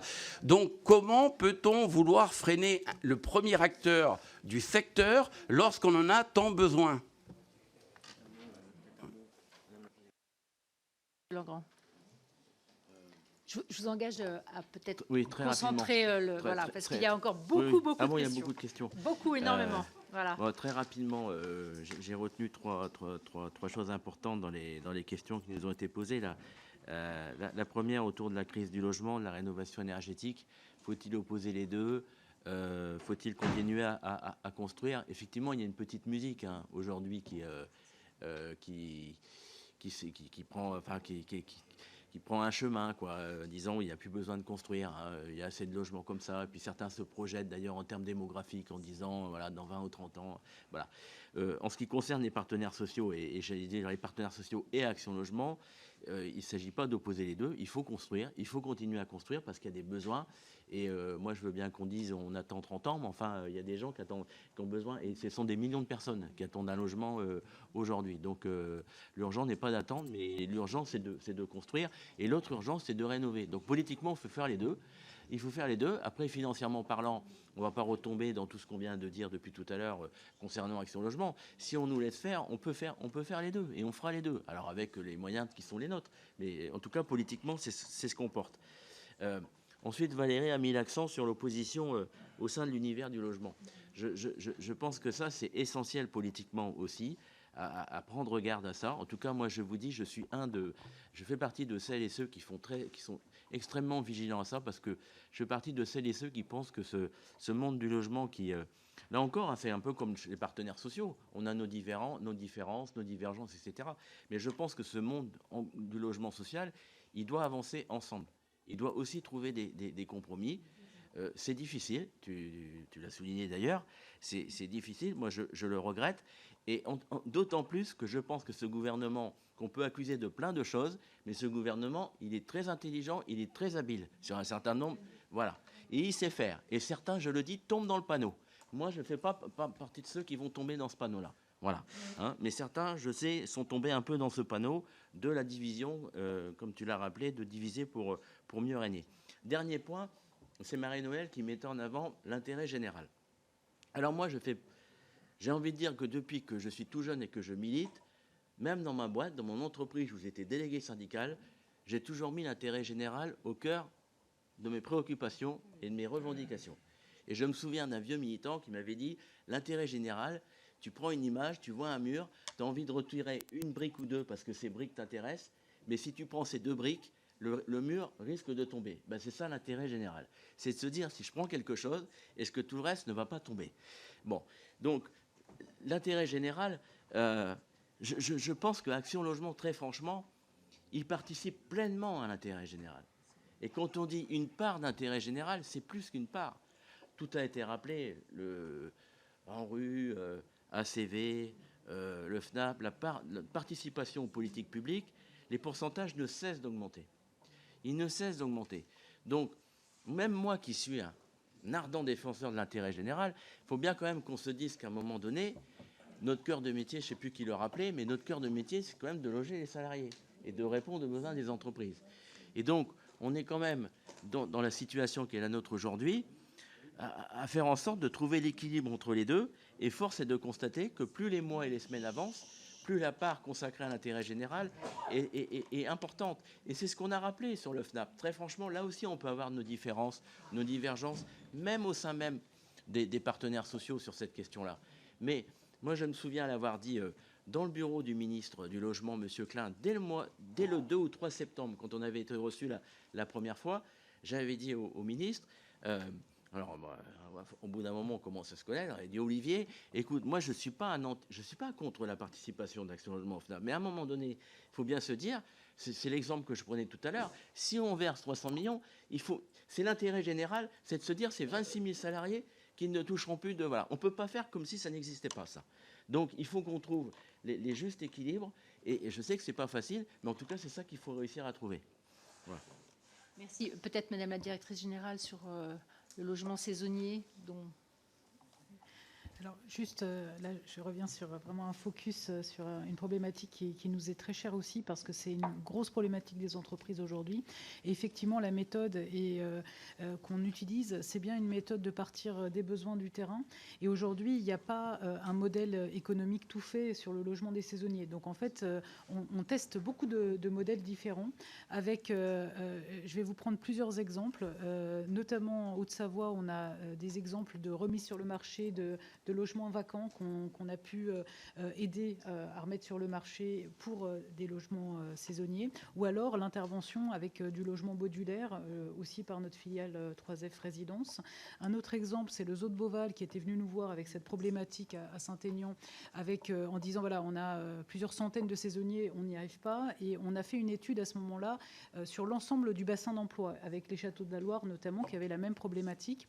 Et donc, il y a un bouquet de solutions qui a été apporté. La création d'une résidence de 81 logements dédiés aux saisonniers qui est implantée, qui a été inaugurée l'année dernière. Donc tout ça, on est dans du long cours. Il faut un petit peu d'ingénierie pour le faire. Et à côté, la mise en place, effectivement, je dirais, de moyens d'appui pour pouvoir diriger aussi ces saisonniers, parce que 81, ça ne suffit pas pour répondre à tout ça, vers une offre de logement qui va être diffuse, que ce soit effectivement, j'allais dire, de l'intergénérationnel ou dans le parc privé, où on va accompagner et accueillir type agence immobilière à vocation sociale, qui est aussi une autre solution. Et alors, il y a un autre exemple, et ça, je pense que c'est intéressant parce que c'est des problématiques qui se rencontrent dans beaucoup de territoires.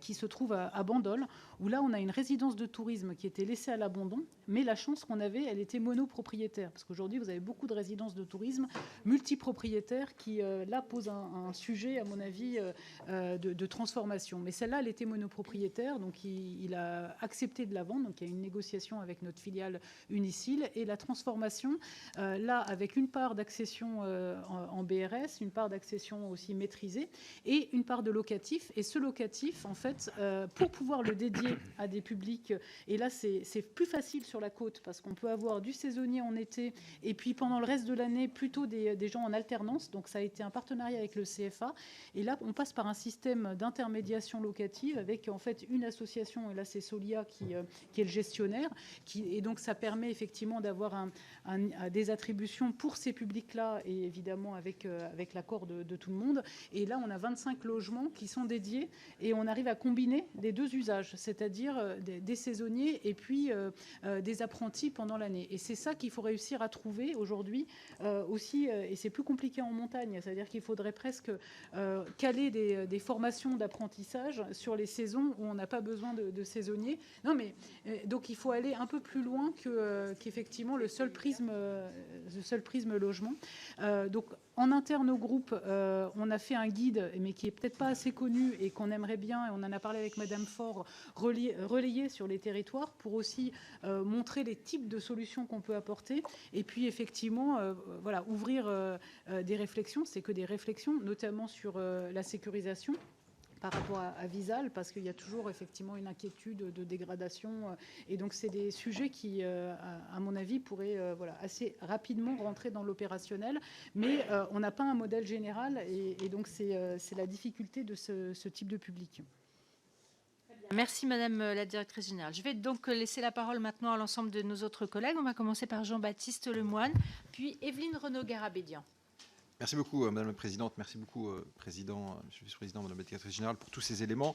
Je n'ai pas eu à connaître de ce sujet d'appui auparavant et d'ODAC, mais il y a bien une chose que je sais, pour, hélas, en avoir vu les conséquences sur l'immobilier dans l'enseignement français à l'étranger, c'est que le classement de l'AEFE en ODAC a eu comme répercussion, effectivement, une très grande difficulté à pouvoir procéder à l'extension du réseau. Et je parle sous le contrôle de Jean-Pierre Bansard et Evelyne Renaud-Garabédian, je pense qu'ils peuvent attester de cela. Donc on voit bien les conséquences, effectivement, d'un tel classement en termes de financement au-delà d'un an.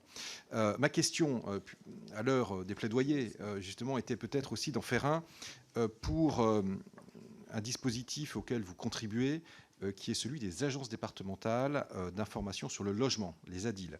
Moi, je le vois dans l'Yonne, il y a là une petite équipe d'une dizaine de personnes qui fait plus de 10 000 consultations par an et qui voilà, bénéficie aussi, parmi ces sources de financement, au-delà du financement de la CG2LS, de l'État, également de financement d'Action Logement. Et donc, il y a cette contribution de 9 millions d'euros qui était voilà, en cours depuis plusieurs années, qui n'avait d'ailleurs pas été réévaluée, et pour lequel les intéressés ont des inquiétudes. Et donc, je voulais, à travers peut-être vos propos, que vous puissiez les rassurer sur le partenariat construit entre Action Logement, l'ADIL, le partenariat financier. On entend bien tous les sujets que vous avez avec l'État, mais indépendamment de cela, je pense que au regard des montants en jeu, il y a la possibilité d'envoyer ce signal aujourd'hui très rapidement. Je vous remercie.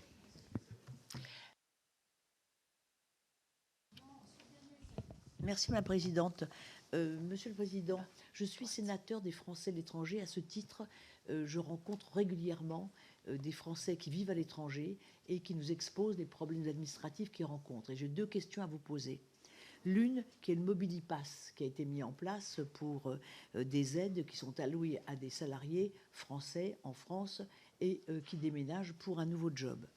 Est-ce qu'il serait envisageable d'étendre ce dispositif aux Français qui décident de rentrer en France et qui ont trouvé un nouveau job pour pouvoir les aider dans le cadre de leur déménagement et dans le cadre de la recherche de leur logement?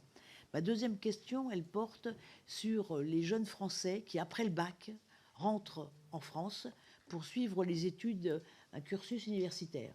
Ils rencontrent une difficulté énorme en France pour pouvoir trouver un logement, parce que les bailleurs privés n'acceptent pas la garantie des parents qui vivent à l'étranger, qui ne sont pas imposés en France et qui ne peuvent pas justifier de revenus en France.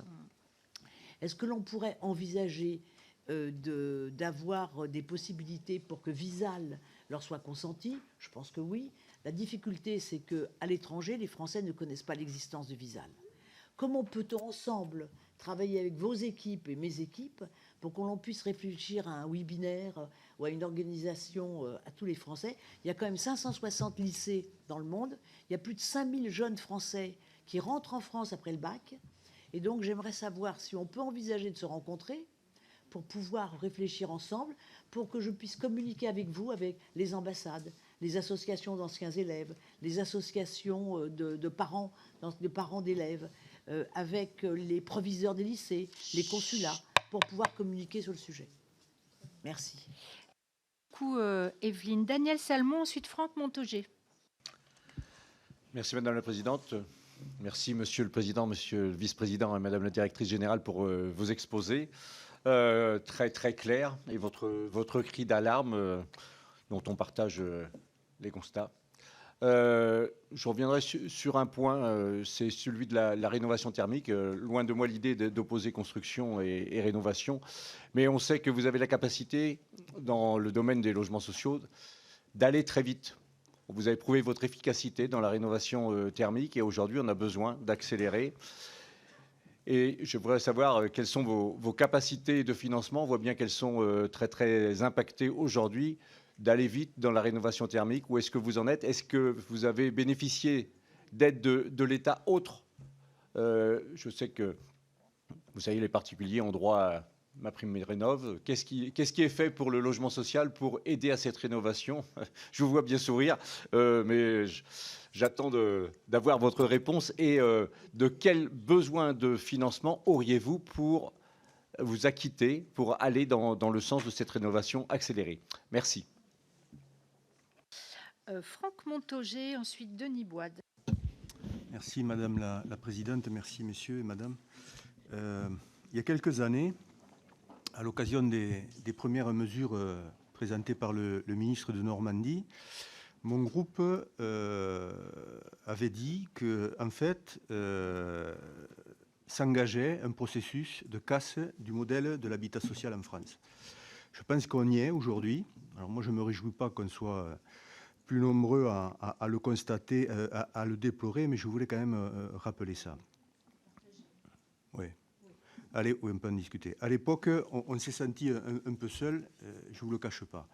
Voilà, au-delà, monsieur, du constat que vous faites et du cas particulier effectivement important de ce que vous appelez l'ursafisation, quelle est votre proposition de modèle de l'habitat social en France dans un contexte de transition climatique, avec toutes les obligations qui en découlent, sociales, environnementales, etc. Est-ce que votre organisme met sur la table au débat des propositions pour refonder le modèle de l'habitat social en France? Vous avez évoqué certains points qui relèvent de ce débat-là, mais je voudrais savoir si vous avez une proposition de modèle global sur ce point.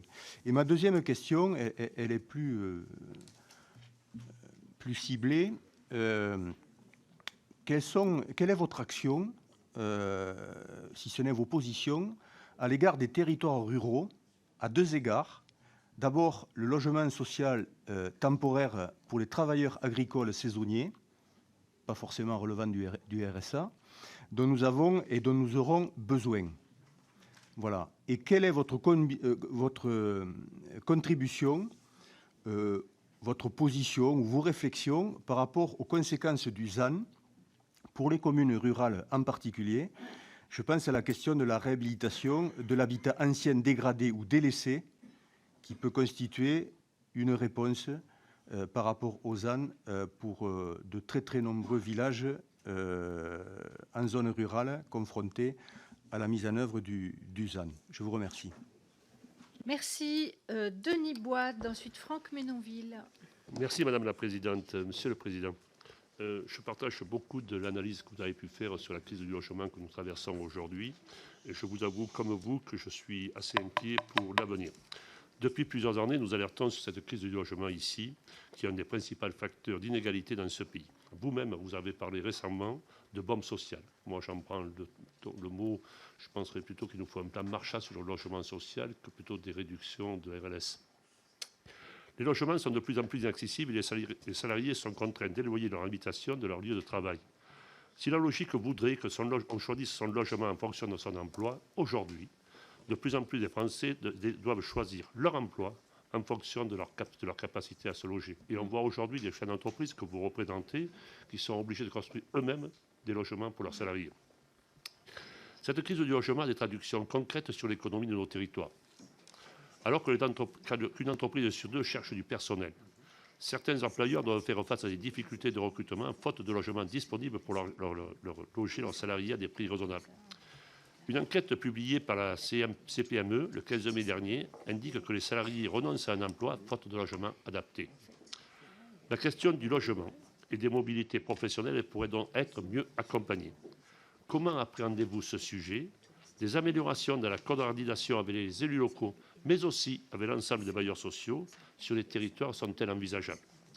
Par ailleurs, j'aurai une question de ma collègue Viviane Artigalas, qui ne peut pas être là ce matin, concernant le dispositif Mobilipass, qui a pour but de faciliter la mobilité professionnelle des salariés. Action Logement a annoncé la suppression de ce dispositif au 30 juin 2023. Nous souhaitons connaître les raisons de cette suppression et les dispositifs éventuels pour les remplacer ou le faire évoluer. Merci.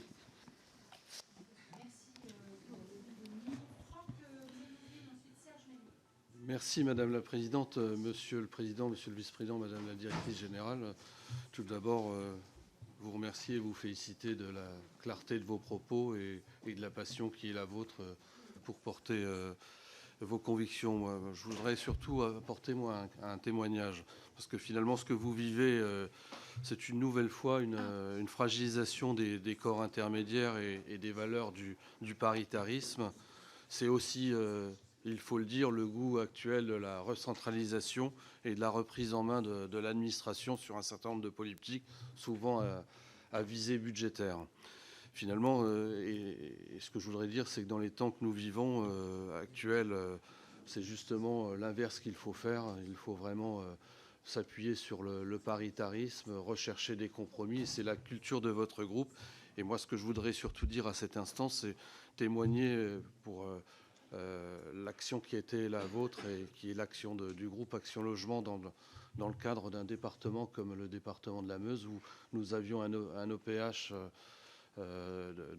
qui représentait à peu près un poids de 10 000 logements, qui était en difficulté depuis de nombreuses années parce que pas la taille critique pour mener à bien ses ambitions et avec bien évidemment des enjeux extrêmement importants. Et on a eu l'intelligence collective d'une synergie de nos groupes en créant une SAC avec, comme l'avaient fait préalablement nos voisins au Marnais. Et aujourd'hui, on a retrouvé des véritables capacités d'action dans notre département pour rénover, construire, assurer la transition énergétique.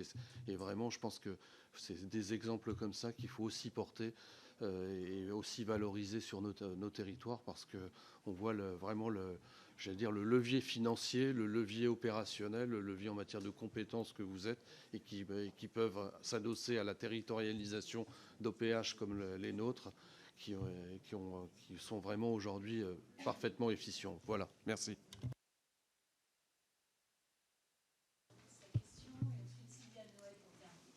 Oui, merci Madame la Présidente, merci Mesdames et Messieurs d'Action Logement.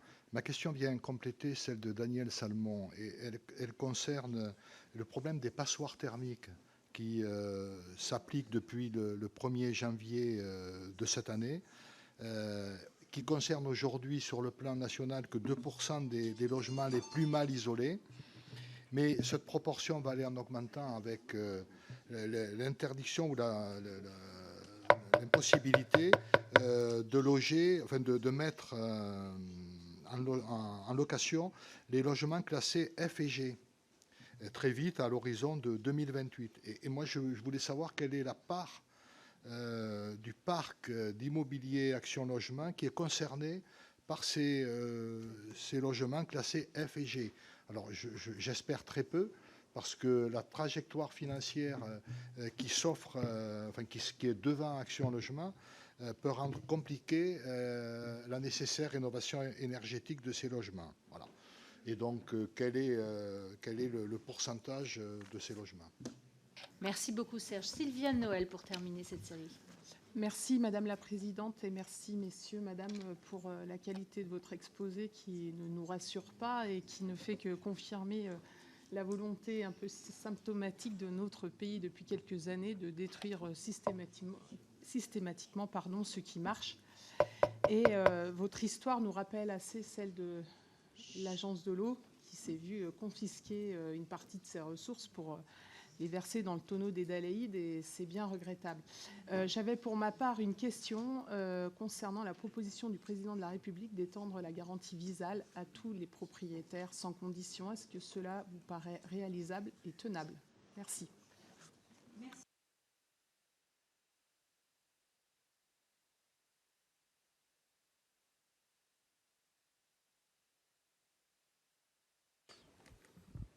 Alors, je vais d'abord répondre au ministre.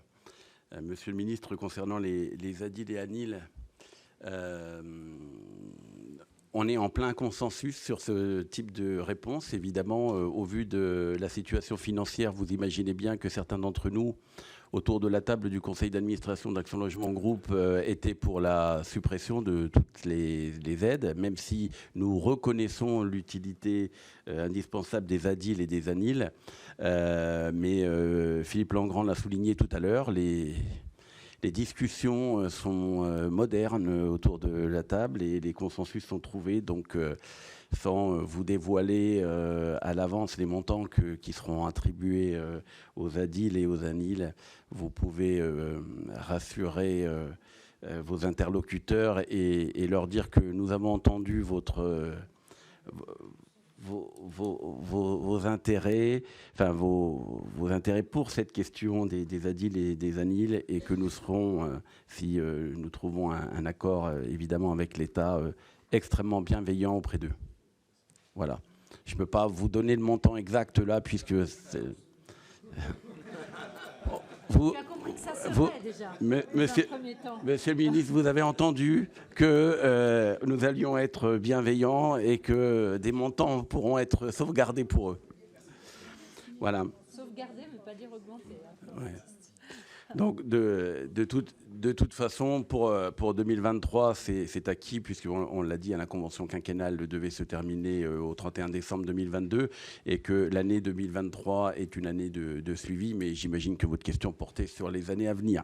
Voilà, mais on les a pas oubliés, et le paritarisme a fonctionné et un consensus a été trouvé. Concernant le Mobilipass de façon générale, et pour répondre plus clairement à Madame la sénatrice, comme le temps nous est compté, je vous propose que l'on puisse se rencontrer pour les Français de l'étranger de façon... je vous propose de vous rencontrer, comme le temps là nous est compté. Je vous propose de nous rencontrer, on aura l'occasion de venir avec les experts de cette question, et puis pouvoir évidemment mieux répondre aux 500 000 jeunes qui ont envie de revenir faire leurs études sur le territoire hexagonal. Donc aucune difficulté, on se voit très vite à disposition pour rentrer dans le détail.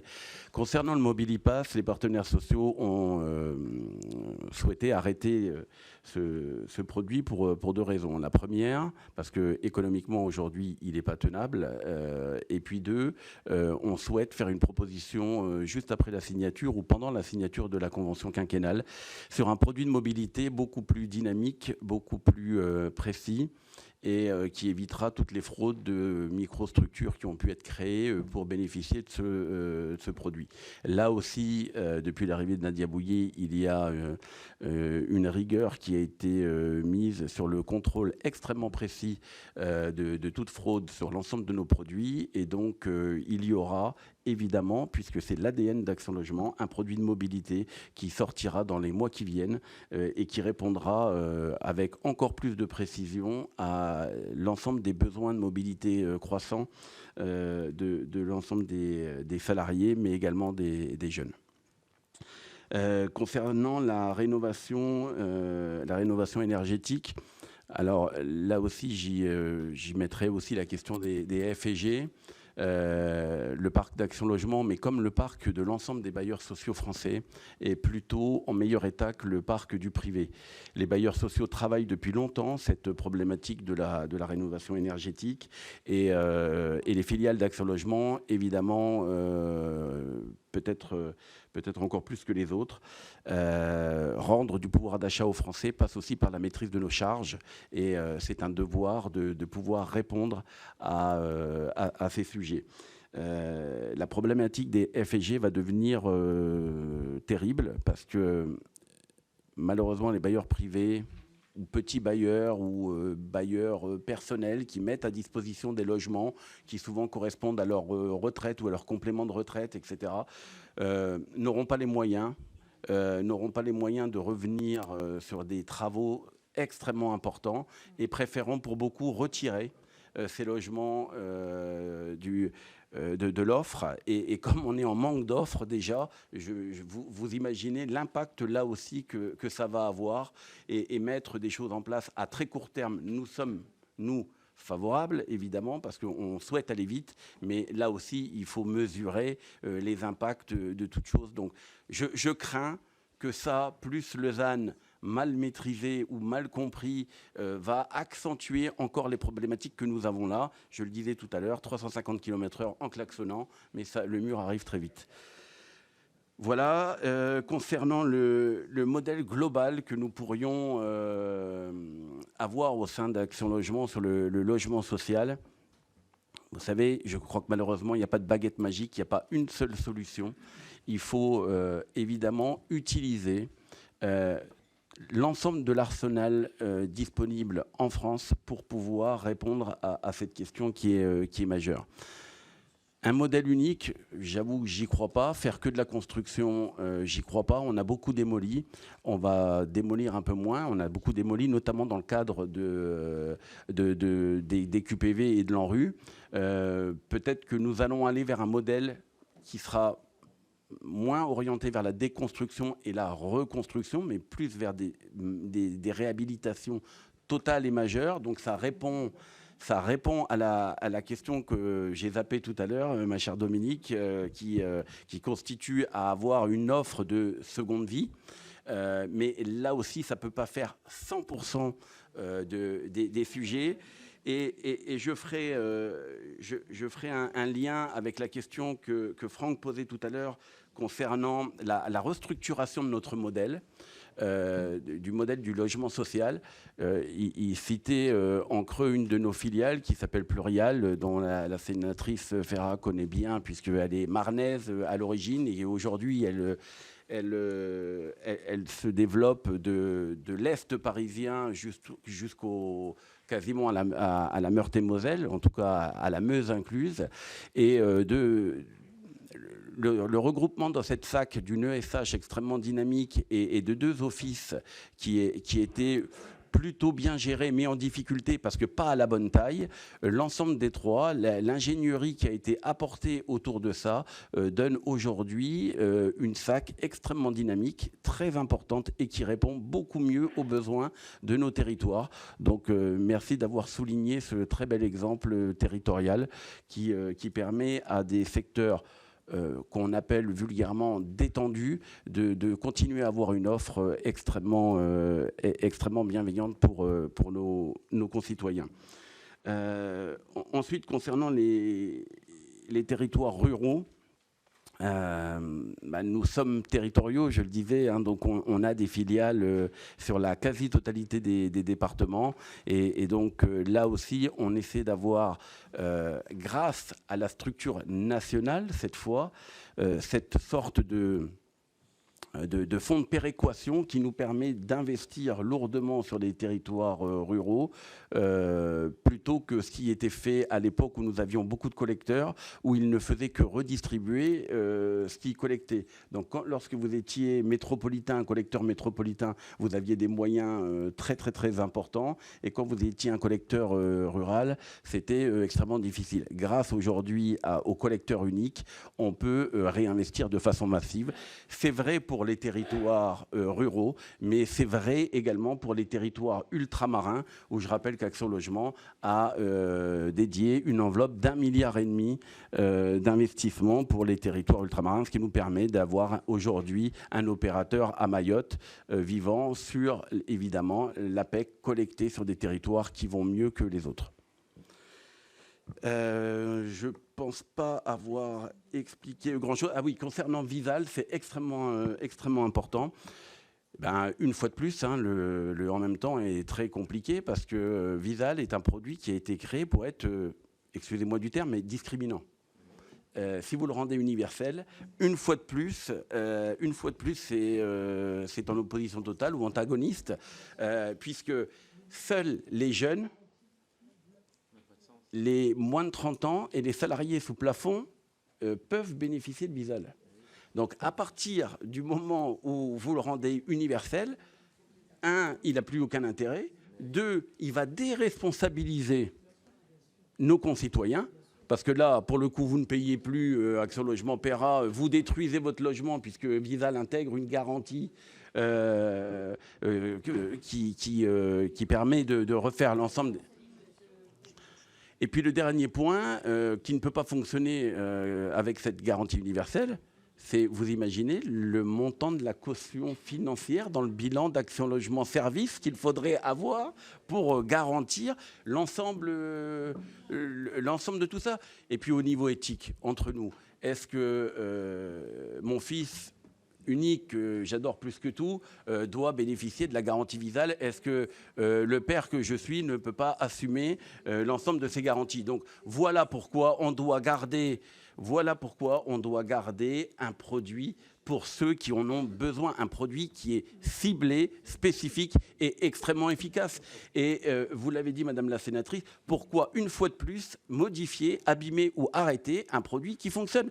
1 million de Visal distribué. On en a fait 1 million. C'est fantastique, ça marche bien, gardons-le comme il est. Merci beaucoup.